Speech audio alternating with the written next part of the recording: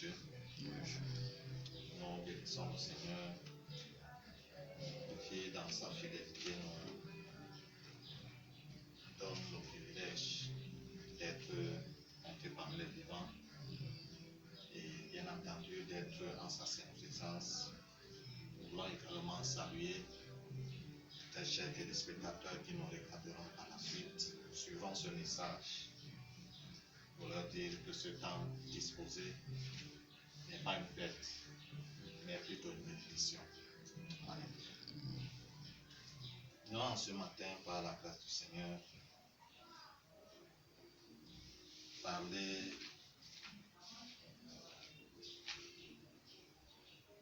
sur le thème notre victoire dans la vie chrétienne dépend de notre prompte et stricte obéissance à la parole de Dieu. Notre victoire dans la vie chrétienne dépend de notre prompte et de notre stricte obéissance à la parole de Dieu. Lorsqu'on dit la Bible, nous comprenons d'ores et déjà que il s'agit beaucoup plus comme d'un certain combat. Alléluia. Pourquoi? Parce elle nous éclaire qu'il y a deux forces opposées. Dieu d'un côté et de l'autre côté l'ennemi. Mais elle nous rassure que ce combat, bien que visible, palpable, a été déjà remporté par Dieu. Alléluia. Donc, toute personne qui s'engage dans la vie chrétienne, tôt ou tard, va réaliser qu'il fait face à une certaine opposition, qu'il fait face à une certaine résistance devant lui par rapport à l'avancement dans cette marche. Pour dire quoi? La vie chrétienne, elle n'est pas un lit de roses. Elle n'est pas toute, ou alors tout ne roule pas, ne va pas sur les roulettes. Non pas parce que Dieu n'est pas tout puissant, mais parce qu'il y a un opposant qui ne voudrait pas que toi et moi qui nous engageons dans cette vie, nous puissions arriver à bon port. Alléluia. C'est pourquoi on réalise cela, cette opposition, comme s'il y avait un combat. Et le plus tôt serait le mieux pour quelqu'un de réaliser que l'engagement avec le Seigneur Jésus-Christ l'introduit sur un champ de bataille et en ligne de front face à l'ennemi. Et l'ennemi donc de son côté, bien que vaincu, ne s'avoue pas vaincu. C'est pourquoi toi et moi qui nous y engageons, nous devons être très vigilants, très rigoureux même dans notre marche, dans notre engagement avec le Seigneur Jésus. Pour dire que cette victoire, bien que acquise, doit être renforcée par toi et par moi qui nous y engageons. C'est pourquoi nous avons besoin d'une discipline en nous-mêmes pour être prompt à obéir, comme on a l'habitude de dire à l'école. Obéir lentement n'est pas obéir. Donc on va obéir rapidement et nous devons obéir également strictement à cette parole de Dieu qui est notre ligne de guide. C'est pourquoi Dieu a permis que cette parole qui était juste parlée puisse être recueillie, écrite quelque part. Et qu'ayant été écrite, qu'elle puisse être, comment dire cela, qu'elle puisse être regroupée et qu'elle puisse être par la suite traduite. Et de nos jours, nous pouvons avoir la Bible en français dans les pays francophones, en anglais dans les pays anglophones et traduite en plusieurs langues. pour que chacun qui s'engage dans cette marche puisse lire cette parole de Dieu en sa propre langue pour mieux la comprendre. Parce que les langues originelles sont très difficiles à comprendre. Amen. Amen. Et nous voulons ainsi, partant d'un exemple très concret dans la Bible, essayer de nous éclairer, nous certifier davantage dans ce que nous avons dit ou avoir sur ce que nous avons appris. Quand on lit dans le livre de Josué, Josué au chapitre 6,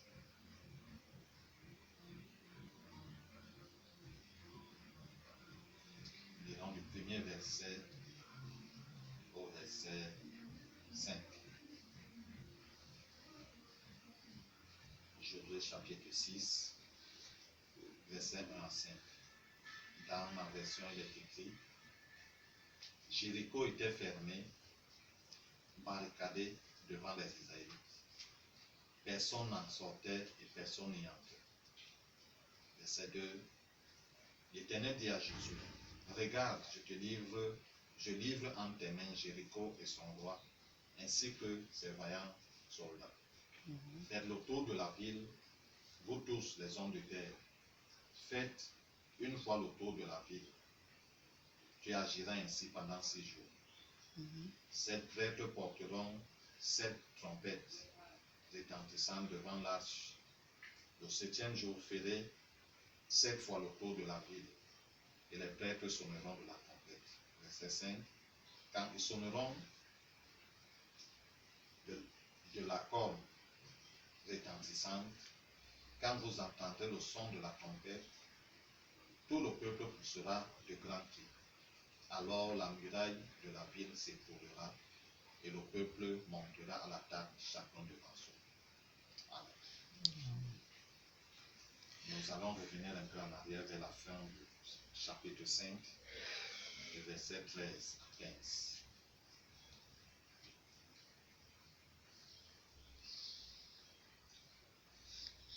Chapitre 5, verset 13 à 15, il nous est dit: Comme Josué était près de Jéricho, il leva les yeux et regarda. Voici qu'un homme se tenait debout devant lui, son épée dégainée dans la main. Josué alla vers lui et lui dit: Es-tu pour nous ou pour nos ennemis? Il répondit: Non, je suis le chef de l'armée de l'Éternel, j'arrive maintenant. Josué tomba le visage contre terre, adora et dit: Que dit mon Seigneur à son serviteur? Le chef de l'armée de l'Éternel dit à Josué: Enlève tes sandales de tes pieds, car l'endroit où tu te tiens est saint. Josué se conforma à cet ordre. Amen. Josué et le peuple d'Israël sont en train d'aller prendre possession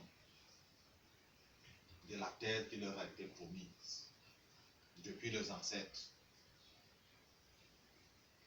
Plus de 400 ans à l'avance, Dieu disait à Abraham qu'il a changé le nom en Abraham, que le territoire que tu as vu, regarde le nord, regarde le sud, regarde les États, je le donnerai à tes descendants.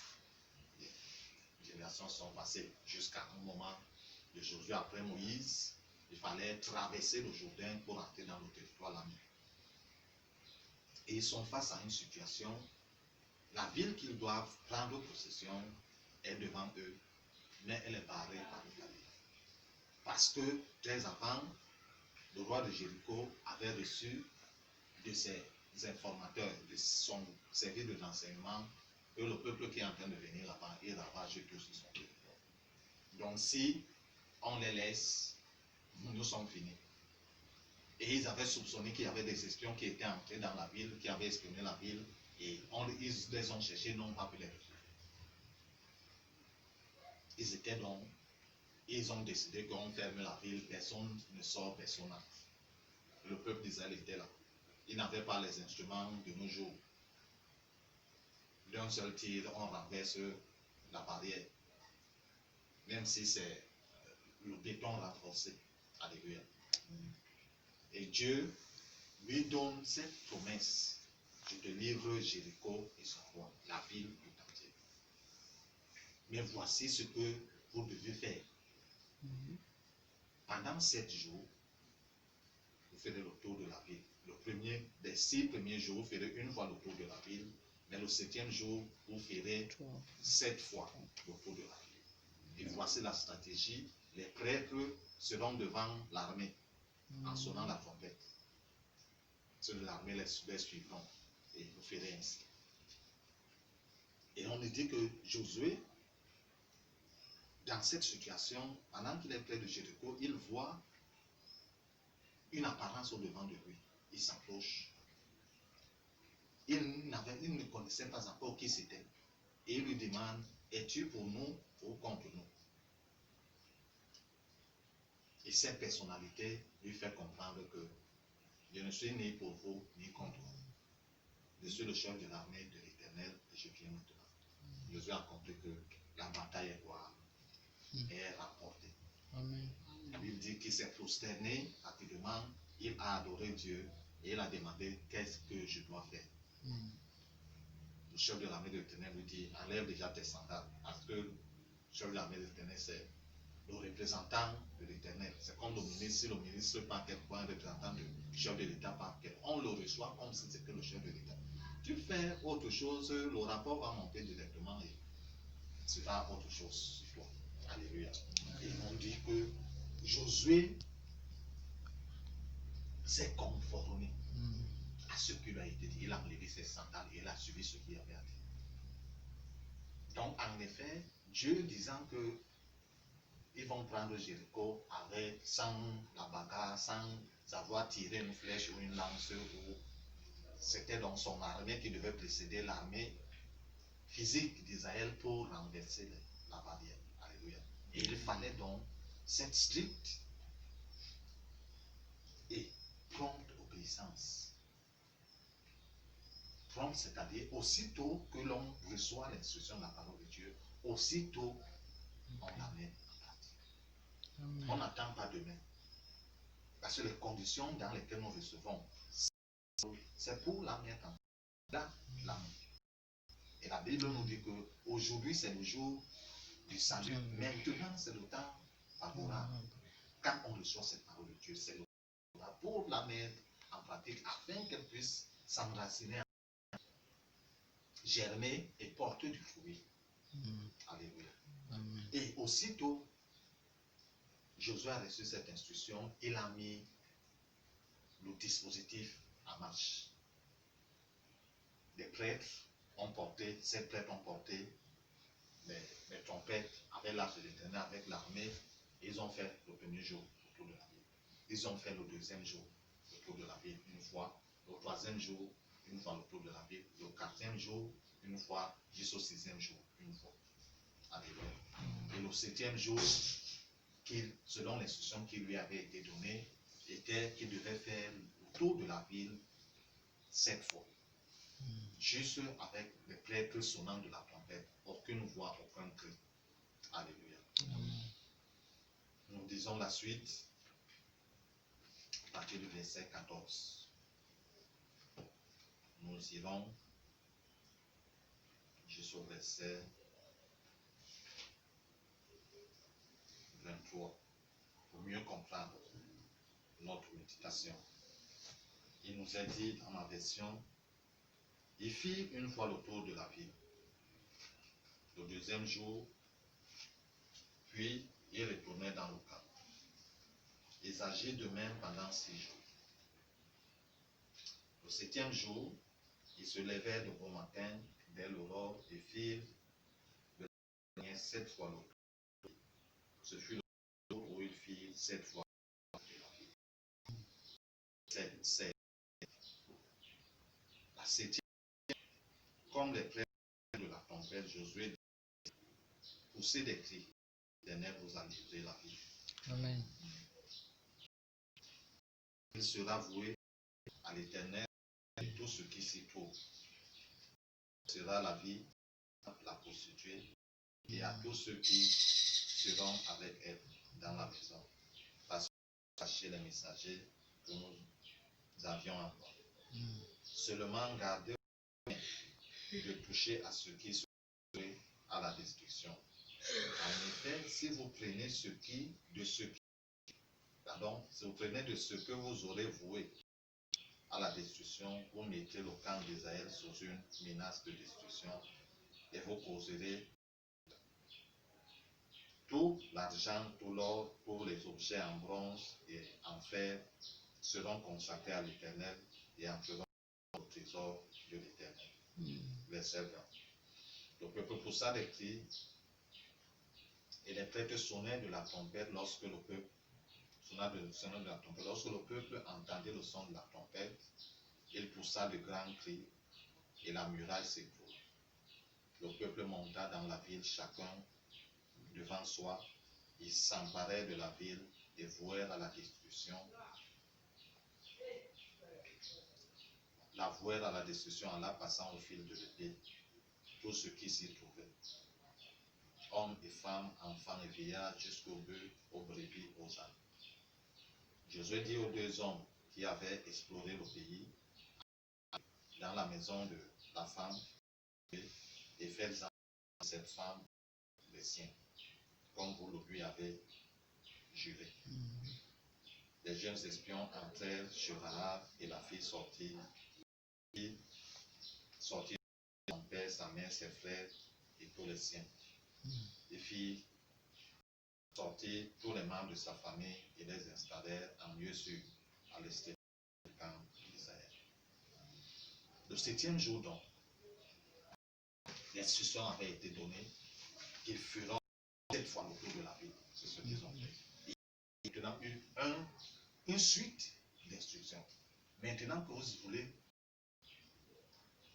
jouer à la ville la détruire, vous allez détruire tout ce qui respire, être animaux, mais tout ce qui est bien, comme disons trésor, l'or, l'argent, c'est tout, vous allez garder cela dans le trésor de l'Éternel. Le peuple est monté, lancé les cris, la muraille s'est écroulée. Ils n'ont pas jeté une pierre, ils n'ont pas apporté les cornes de peau, comme à l'époque, la peau cassait la ville. L'armée de l'Éternel, qui était représentée par le chef de l'armée, les avait écroulé la ville. Le peuple de Jéricho était désemparé au devant d'eux. Ils ont été tous tués. Et le rapport nous fait comprendre que tout ce qui était or, argent, bronze et tout, avait bien entendu été mis dans le trésor. Et Rahab, prostituée avec sa famille, avait été mis en lieu sûr. La promesse que les espions ont donnée, lui avaient donnée. Et nous voyons que cette victoire a été possible parce que quoi? Une prompte obéissance. Et il y a eu une stricte obéissance à la parole de Dieu qui avait été donnée à Josué et qu'il avait communiqué au peuple pour cette bataille. Alléluia. De la même manière, dès que le leader qui est devant toi a reçu l'information, l'instruction de Dieu et il te la communique, aussi longtemps que tu sais que le leader est en marche avec Dieu, il est en communion, en connexion avec Dieu. Quand il te donne l'instruction, est-ce que tu parles à t'amuser? Ou alors tu parles encore à passer au laboratoire pour dire que est-ce que c'est réellement ce que Dieu avait dit? Si le peuple de Dieu avait Josué, avait commencé à dire est-ce que c'est réellement ce que Dieu a dit? En effet, il n'aurait même pas traversé le Jourdain. Il ne se serait pas à Jéricho.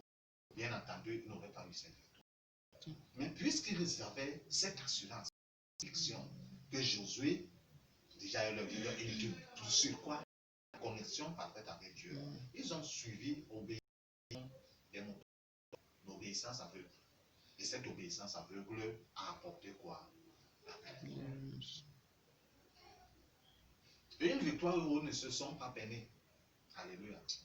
Ils ne se sont pas peinés dans cette victoire parce que leurs adversaires étaient quelqu'un qui est sûr que sa maison est barricadée et toute personne ne peut entrer. Et subitement, il voit les 4 murs de la maison à terre. Il va paniquer, même si l'armée est à côté pour prendre l'arme et se défendre, il ne pourra pas. C'est ce qui est arrivé aux gens de Jéricho, ils ont été égorgés. voyons donc la nécessité pour nous, si nous voulons la réussite dans cette vie chrétienne dans laquelle nous sommes engagés, d'obéir strictement à la parole de Dieu et promptement aussitôt que nous l'avons reçue. Quand nous l'avons reçue, là, c'est le temps pour ce moment-là, le temps où Dieu voudrait que nous mettions cette parole en pratique pour qu'elle s'enracine comme la semence, elle germe et par la suite commence à produire du fruit. Alléluia. Que le Seigneur bénisse sa sainte.